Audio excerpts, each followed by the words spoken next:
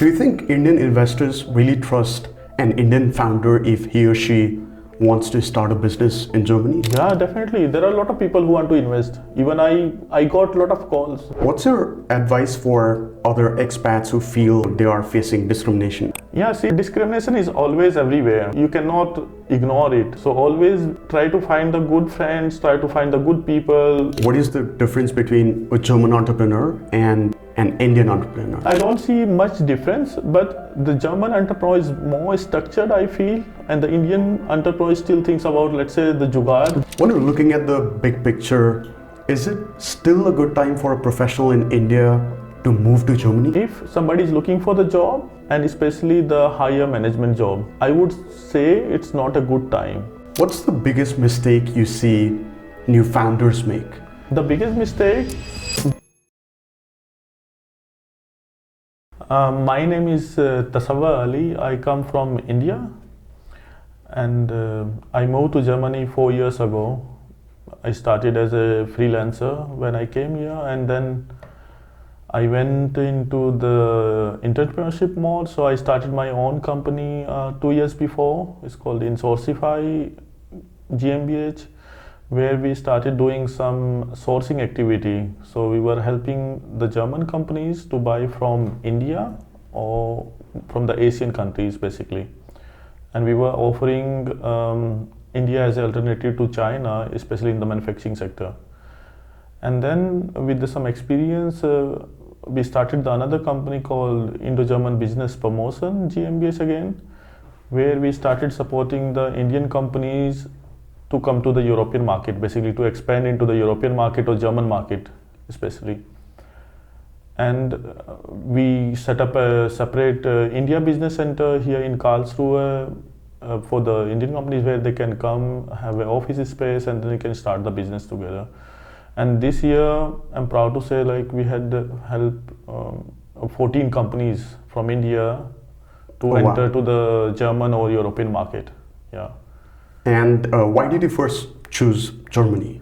So basically, I chose Germany because when I was in India, I was working on a project which was funded by the German government. And the project was supporting the Indian small and medium sized companies to basically grow, to become sustainable, self-reliant, and to help them to export the goods to the different countries.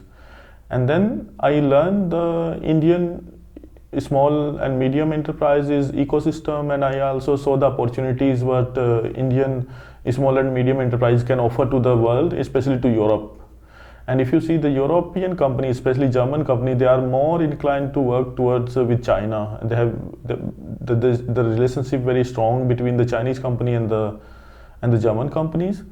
So then I wanted to help the Indian companies to come to the German market or to the European market. And then I came here in 2021, and then it started with 5 companies, 5 very small companies from Maharashtra. And then I was helping them to find a client here. And then I worked for 2 years with those 5 companies, and then I'm still with one of the company. I'm still working with one company out of those 5 companies, which went a little bit, they found better opportunities here as compared to the other 4. And then I started my own and making it more structured and more professional way. Yeah. And the second thing is the Karlsruhe city where I live here in Germany. They had a very good connection with the India, and the Lord Mayor himself, he traveled to India 1 or 2 times in a year, and he want to promote the Indo-German, basically the connections. And the other thing, the state, the Baden-Württemberg state, where we are here now. So they have a cooperation agreement with the state of Maharashtra. So Baden-Württemberg and Maharashtra, they are very closely connected in terms of people-to-people connect and also the business connection. And what was your biggest culture shock when you first arrived? Yeah, I still remember I arrived in 30 November 2021, and it was like dark as usual here in Germany, raining and very cold. And then I was alone as I found a small apartment outside the city. nobody speak English there. I couldn't speak German that time, and then it was a little bit difficult. But then I started doing a little bit conversation in German. Started learning some words, pick up, and then I made some German friends, like the German, my landlady, and I met.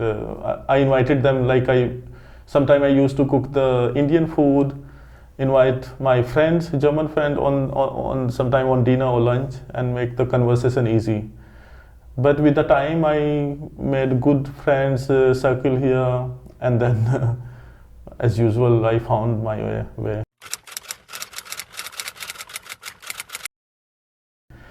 Yeah, this is actually true, and even German also expect this. Now, like they are not so easy to handle.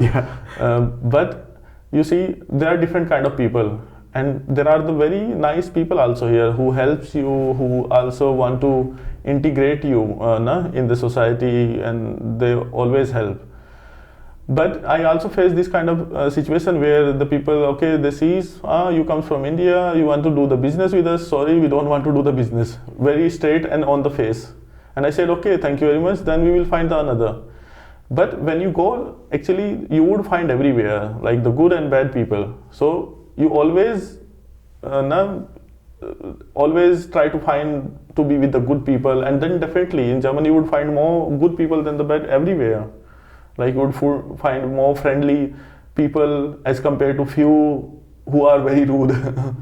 So this is a challenge. Yeah, this is the fact actually. And then especially the German society is not so open like in India, where you can go and talk to anybody, make friend on the road, and let's say invite the people on to come for the tea or go for the dinner. Here is because everybody has a limited time actually, and everybody schedule always fixed. So you need to find a way actually how to navigate in these situations.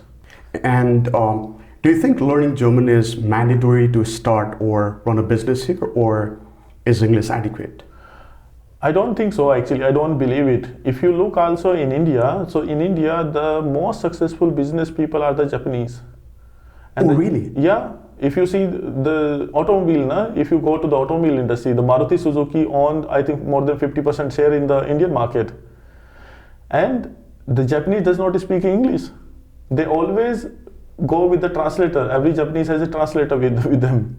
And do you think that really helps them to connect with Indian people? Yes. The more important thing for the business is your ideas, what you are offering to the customer, and how good you can serve the customer. So these are the important point for the customer. So I have a customer here in Germany. They speak German. I also speak German now, and I have a German colleague in my company. They don't want to deal with the German colleague, but they says we want to talk to you, not to him, because you are better in terms of solving the problem than him. So this is for the business is all about solving the problems actually, and offering the goods, offering the solution to the customer. If you are solving the problem for the customer, why not? He would be happy to work with you. And this is my experience actually. To be direct, has the color of your skin or your nationality ever been a barrier for you in doing business in Germany? Yeah, sometimes actually it takes a little bit effort. Now, so in the first impression when you say, so the people always trust their own land, basically their own people here in Germany.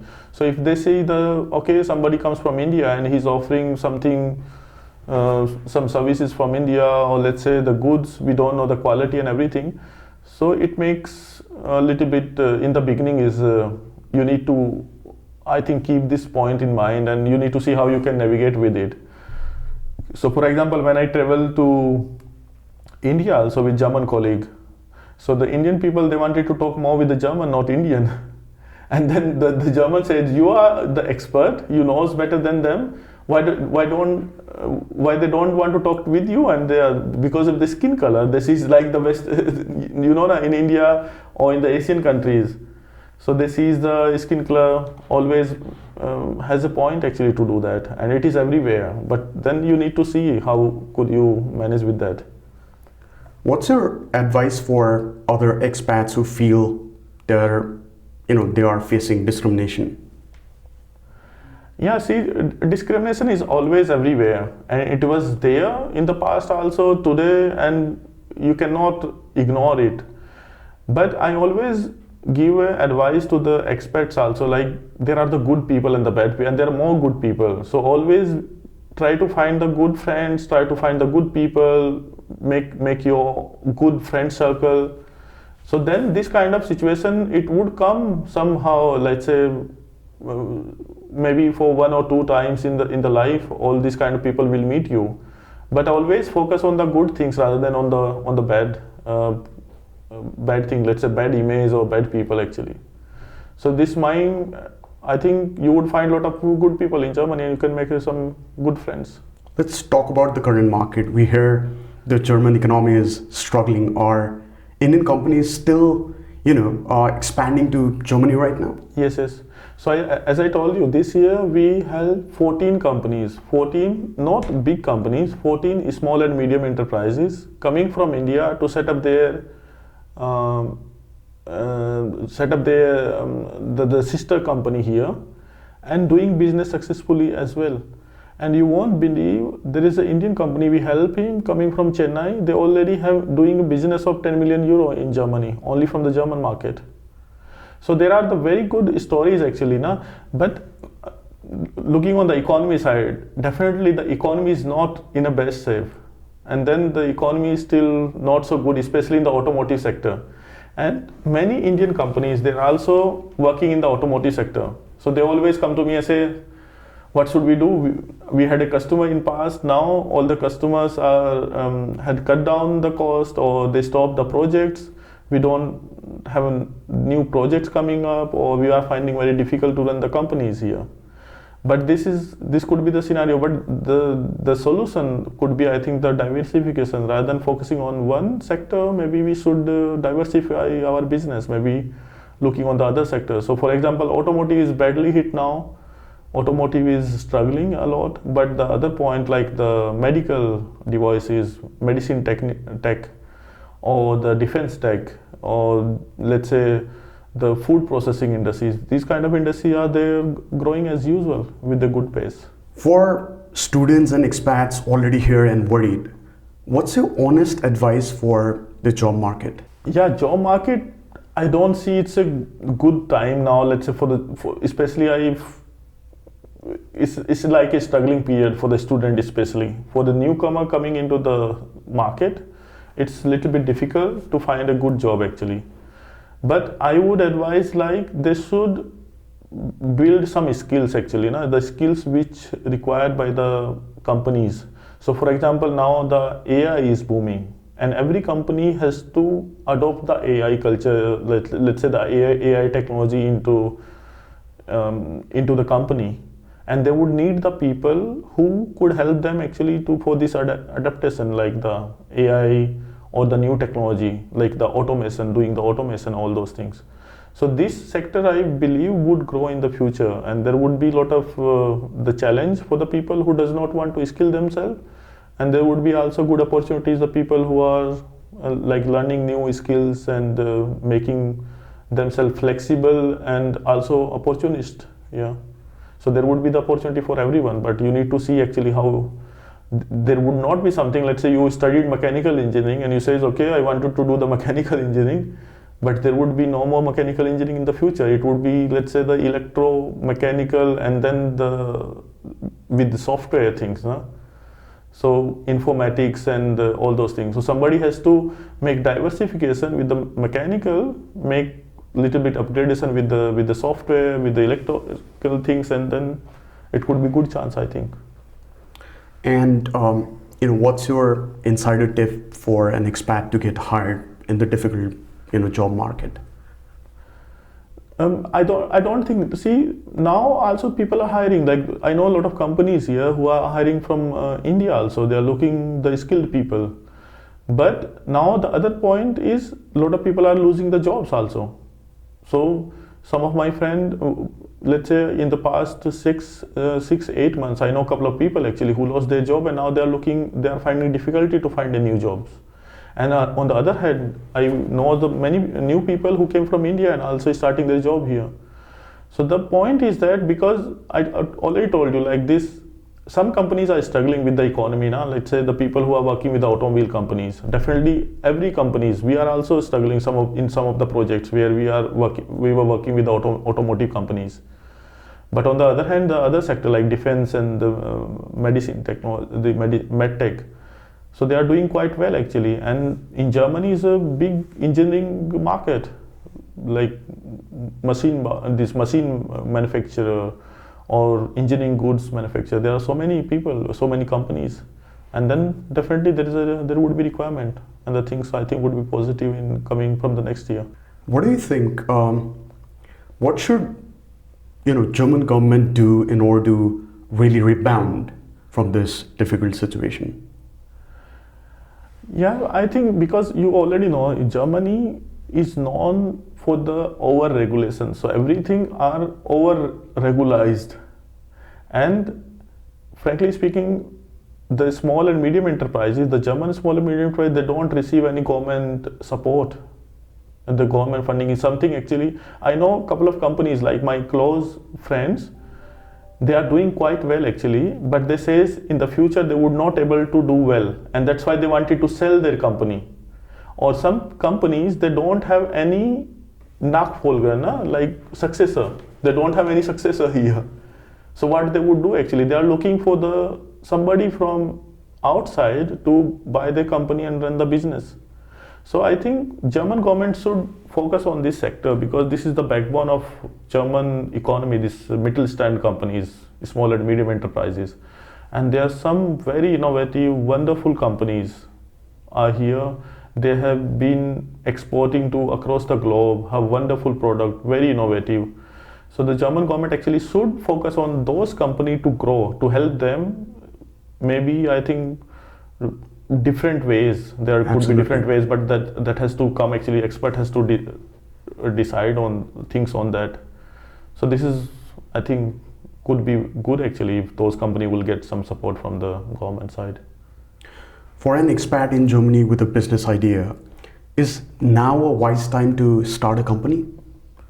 Yeah, the opportunities every time is there, and when the market is going down, this is, I think, is the best time to start because you would find more opportunity than when the market is going up. Everybody wants to come.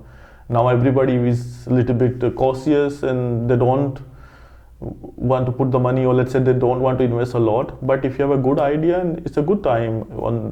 Every time is a good time, I think, for a business people. If your idea is good, why not? You should start right away.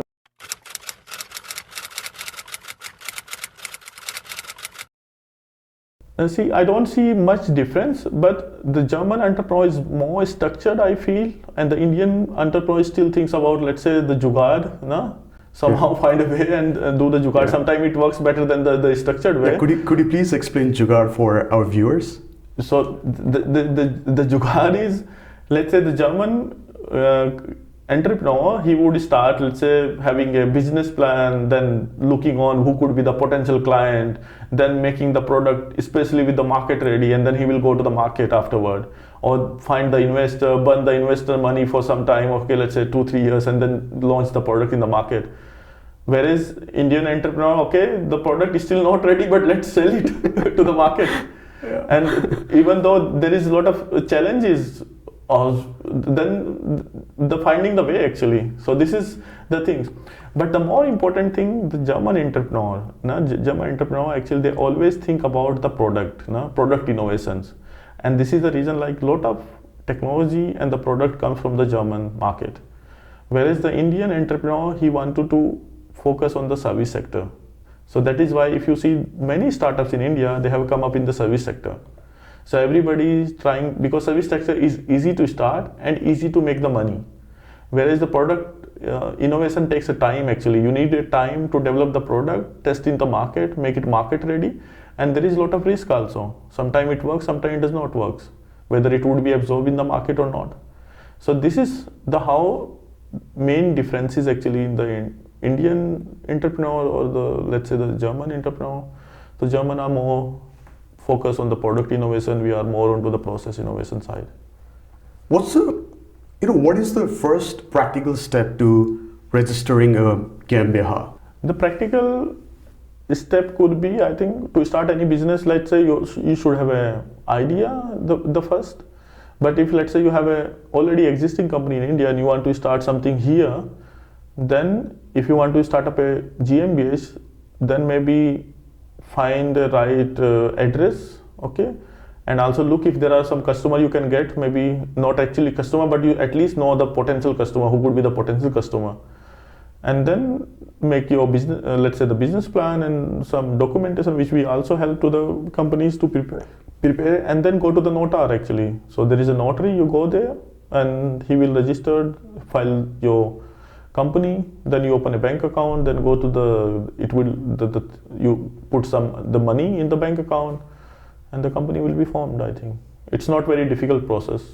Do you think we really need to collaborate with a German to start a business in here, just like you did? Yeah, I think I see it's a very important step. So it is always better if you know somebody. Let's say you have a partner in German partner, and then it is very easy to do the business. Because you can work actually, but there would be lot of bureaucratic thing, let's say documentations and all those things, and even he also understands the market better than you. What's the biggest mistake you see new founders make? The biggest mistake, without knowing the customer, we come to the market, we don't know whether this is the market for us or not. We come market, we put a lot of money, even sometimes we bring the investor money as well. And then we start burning this money in the market, in the wrong market, because this is not a market for us, this product does not fit here anymore. And this is the biggest mistake the founder does actually. So what I think actually, we should know the customer first. If we have a customer for our idea, for our product or our services, the business would work. But if we don't know who would be our customer and we have a product, then it's very difficult to sell. Do you think Indian investors really trust an Indian founder if he or she wants to start a business in Germany? Yeah, definitely. There are a lot of people who want to invest. Even I got a lot of calls. The people say, okay, we would like to work with you in your company or something. And if you have a good idea and if your business works perfectly fine, then why not? There are a lot of investors are available in the market actually who want to invest in good startups, in good companies actually who are making money. So there is no lack of money actually in the market. Looking at the big picture, is it still a good time for a professional in India to move to Germany? If somebody is looking for the job, and especially the higher management job, I would say it's not a good time, and people should actually carefully decide, take a very careful decision to move to Germany. Because there are a lot of jobs going up, and most of those jobs are going from the middle management people actually. They are suffering. And even especially in the IT sector, because if you see a lot of Indians are working in the IT sector in Germany, but I see actually, because IT companies are also hiring a lot of people. So especially into the middle management and the higher management, people should take the decision carefully. But if you are coming for, let's say, the entry level, then it's still fine. So there are many jobs available here.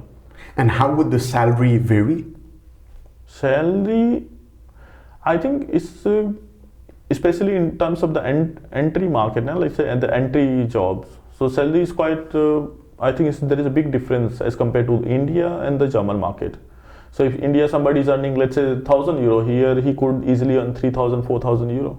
What one action should a 20-year-old in India take this year if they dream of building their own business in Germany one day? I think he or she should learn the German language. Just that? Yeah.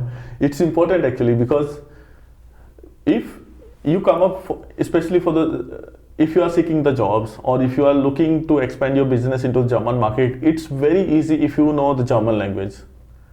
The German language and also a little bit understanding about the culture, how does things move here. Because here you need to have a lot of patience. People generally respond not so fast as compared to India in our country. So they take times to decide, and sometimes this time goes very long. So one has to have a good patience here to at least waiting to hear from the customer, from the client, or look for this process. And it's normal here actually. It's not something unusual, but it's normal. So in the beginning you need time actually to set up your business. And what are other skills required? Other skills? Apart from the language. The language and the sales skill. How good you are in terms of selling your idea or selling your product, whatever. If you are a good salesman, it would perfectly fine. I know some companies actually, they are sitting in India, nobody knows German. They are sitting in India, they have a very good client base here in Germany, and they sell very good product, and the German like them. So this is all about your on the sales skill.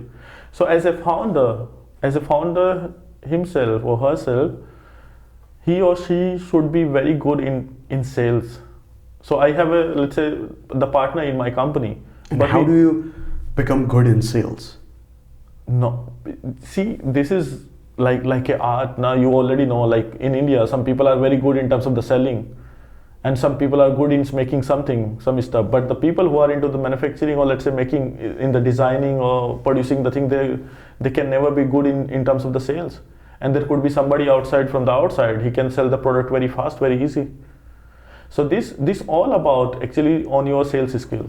How good you are in, let's say, convincing the customer, selling your product, selling your ideas. So this is, I feel it's most important as compared to any other things.